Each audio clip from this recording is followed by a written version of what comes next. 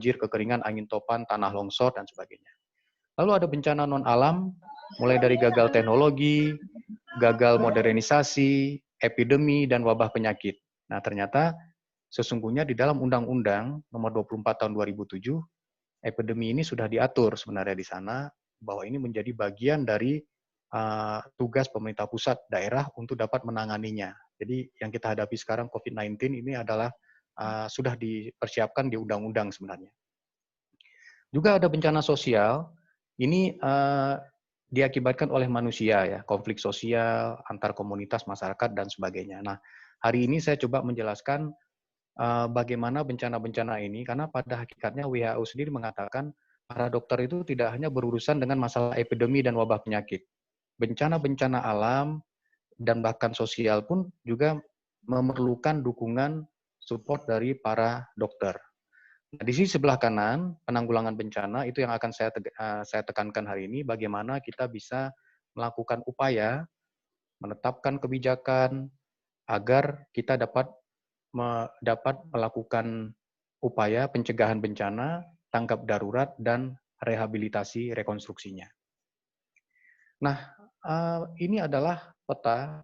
Nanti bahan paparan saya akan saya serahkan ke panitia untuk disebarluaskan ke Bapak Ibu ya. Jadi ini akan saya sampaikan nanti.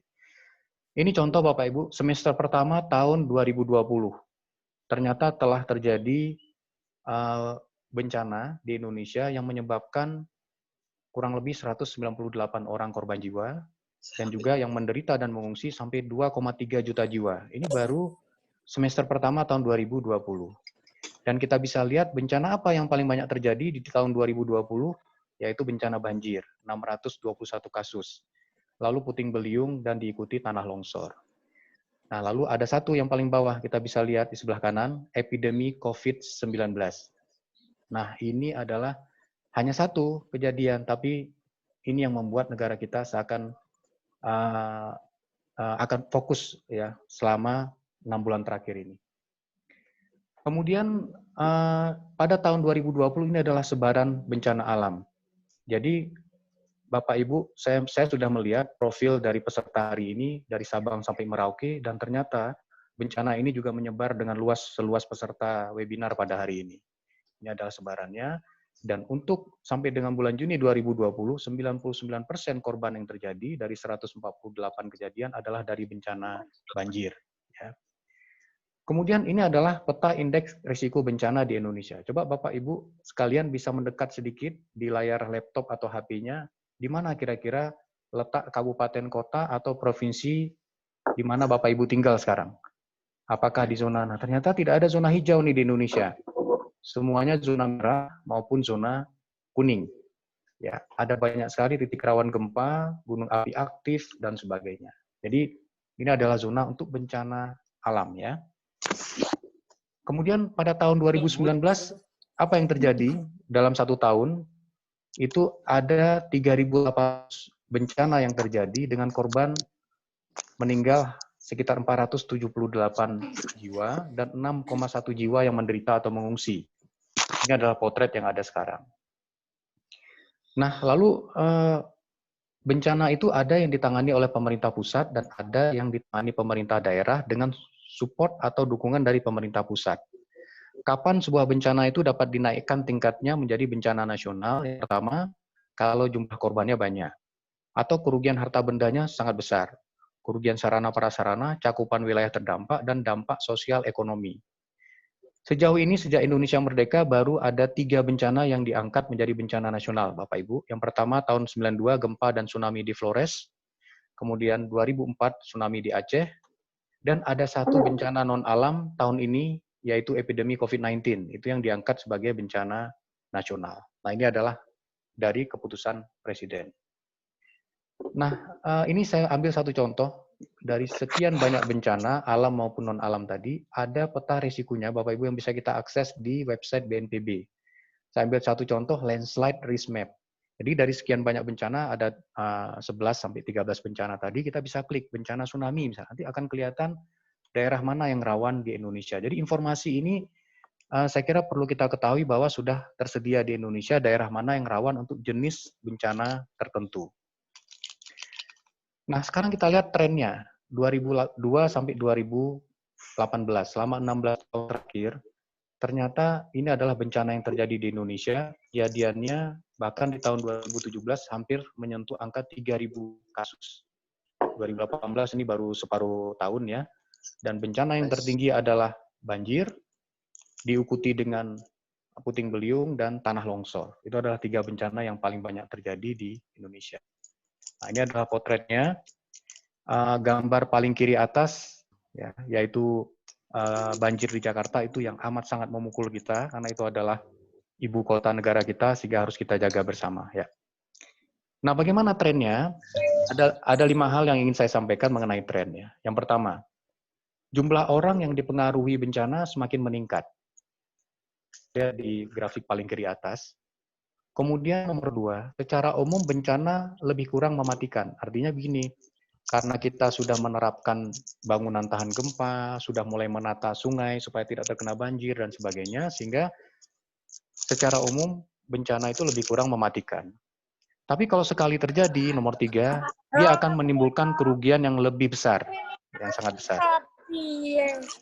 Mohon bisa di-mute oleh host ya, para peserta. Dan yang keempat, ini yang sangat tidak fair ya, bahwa ternyata negara miskin dipengaruhi bencana dengan tidak proporsional. Jadi negara miskin, negara sedang berkembang, di sana titik-titik bencana banyak menimbulkan korban dan kerugian. Dan yang nomor 5, jumlah bencana semakin bertambah setiap tahunnya. Nah, lalu sekarang saya masuk ke bagian yang penting ya, tentang penanganannya. Bahwa siklus manajemen bencana ada 4. Selama ini kita mengenal bencana itu adalah tanggap darurat yang warna merah ini ya. Tapi ternyata ada pencegahan dan mitigasi yang warna biru, ada kesiapsiagaan sebelum bencana terjadi, nah kemudian bencana terjadi, kita melakukan fase tanggap darurat, kemudian pemulihan.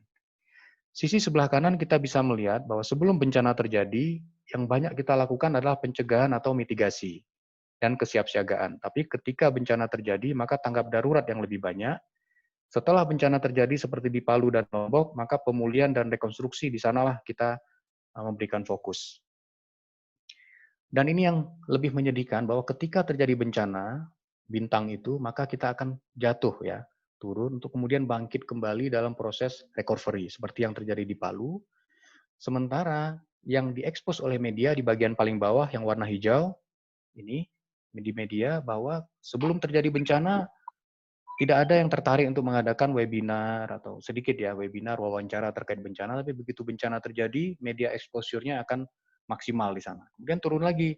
Inilah yang terus membuat kita lupa dan kita kurang siap menghadapi bencana berikutnya. Lalu pertanyaannya adalah, kita mau fokus kemana ini? Tadi kan ada 4 ya. Ada pencegahan mitigasi, ada kesiapsiagaan, tanggap darurat, dan pemulihan. Lalu kita akan fokus kemana? Yang pertama, apakah kita akan fokus pada penanganan darurat? Ini foto saya ambil dari book chapter yang ditulis oleh Pak Sutaryo, Prof. Sutaryo, dan juga Bu Mora Klaramita. Buku yang diterbitkan di Star Publishing di California. Ini adalah foto yang diambil setelah gempa Bantul. Apakah fokus kita akan ke sini? Atau kita fokus, biarlah bencana terjadi, nanti kita akan bangun kembali. Seperti ini rumah dom yang ada di Jogja. Bapak Ibu yang sedang liburan ke Jogja, lihatlah bagaimana rumah dom ini dibangun ya, yang anti gempa. Dia menggunakan balon di dalamnya, diberikan tulangan, setelah dicor balonnya dikempeskan, lalu membangun rumah di sebelahnya dengan balon itu sebagai backcastingnya. Nah, mohon izin Bapak Ibu para dokter, ini adalah slide saya yang paling penting hari ini. Ya, slide saya yang paling penting, yaitu kondisi di Indonesia bagaimana? Ada di sebelah kiri, di mana pengurangan risiko itu dananya kecil, perhatiannya kecil, kesiapsiagaan juga. Tapi kalau bencana terjadi, penanganan darurat itu akan mendapatkan informasi, mendapatkan dana, mendapatkan perhatian yang sangat besar. Pemulihan juga agak terlalu kecil. Nah, kita ingin mengubah ke kondisi ideal yang ada di sebelah kanan, di mana pengurangan risiko, kesiapsiagaan, penanganan darurat hingga pemulihan itu dapat dibuat menjadi proporsional di mana irisan di antara keempatnya itulah yang disebut dengan ketangguhan. Nah, mulai sekarang kalau Bapak Ibu mengatakan masyarakat tangguh bencana, kota tangguh bencana, negara tangguh bencana, yang dimaksud tangguh itu adalah irisan antara 4 bagian ini secara proporsional. Tapi ada masalah ini, yang sebelah kanan atas ya. Pengurangan risiko bencana ini sulit dan perlu waktu untuk melihat hasilnya, dan kita tidak siap. Kita inginnya kalau kita memberikan investasi, maka kita mendapatkan benefit yang sebanyak-banyaknya saat itu juga. Jangan lama-lama gitu. Tapi bisa jadi untuk pengurangan risiko bencana ini, kita memberikan investasi, tapi anak cucu kita yang akan menerima manfaatnya kelak. Jadi ini harus kita pahami bahwa pengurangan risiko bencana adalah hal yang sulit dan lama waktunya untuk melihat hasilnya. Kita mengubah paradigma sekarang dari tadinya fokus ke penanganan darurat, kita sekarang fokus ke pengurangan risikonya. Kemudian dari tadi fokus ke ancaman kerawanan, kita fokus pada risiko. Kemudian mandat tunggal menjadi perencanaan terintegrasi melibatkan banyak pihak. Kemudian dari sistem terpusat, tadinya tanggung jawab pemerintah pusat. Kalau ada bencana, kemudian ada televisi yang menyoroti, nah ini pemerintah pusat belum memberikan beras, belum memberikan Indomie, belum memberikan selimut. Salah ya, itu adalah tanggung jawab pemerintah daerah dan masyarakat juga. Jadi disaster is everybody business. Itu urusan kita semua. Ya. Nah, sebagai contoh saya ambil perencanaan terintegrasi. Kita lihat kalau kita merencanakan penanggulangan bencana, ada banyak sekali disiplin ilmu yang harus terlibat. Tidak hanya saya di Fakultas Teknik, di sana ada bidang kesehatan, ada bidang kesejahteraan sosial, konservasi daya alam dan sebagainya. Ya, di sanalah kita bisa bekerja sama untuk penanggulangan bencana. Saya ambil contoh, sebagian peserta ada yang dari Jogja ya. Kita lihat Jogja ini ada peta dari pemerintah provinsi. Di bagian utara ini yang merah-merah ini adalah letusan gunung api, lalu ada aliran lava pijarnya itu ya, atau pyroklastik yang merah. Kemudian berubah menjadi merah jambu, itu ada aliran lahar. Lalu ada zona yang warna hijau ini adalah zona longsor nih di daerah Piungan ya, daerah Pebutukan Manoreh. Lalu ada kekeringan juga nih di bagian selatan yaitu di daerah Gunung Kidul, daerah Kars, kemudian ada banjir juga di kota, ada tsunami juga di pantai ini di mana bandara baru ada di sini.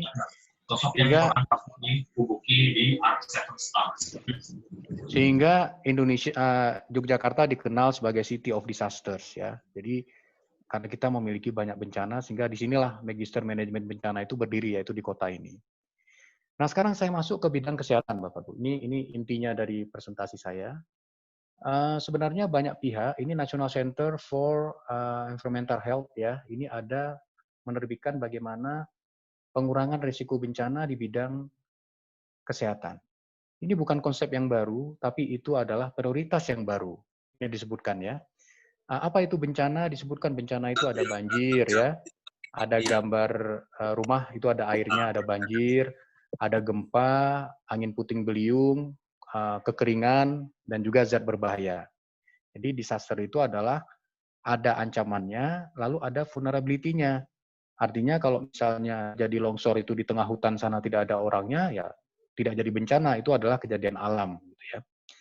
Nah, apa itu pengurangan risiko bencana? Saya sudah bahas tadi. Kenapa diperlukan pengurangan risiko bencana untuk kesehatan?